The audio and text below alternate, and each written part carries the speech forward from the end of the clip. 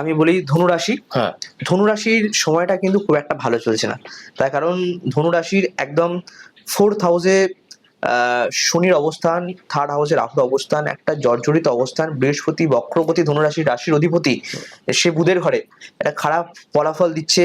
প্রতিষ্ঠানের জায়গায় প্রচন্ড প্রেসার ক্রিয়েট হচ্ছে, চাকরি চলে যাওয়ার প্রবণতা, বাড়ির জায়গায় শান্তি নেই, আইনি সমস্যায় বারংবার জড়িয়ে পড়ছে ধনুরাশি হুম। মানুষজন, কথা কাটাকাটিতে জড়িয়ে পড়ছে।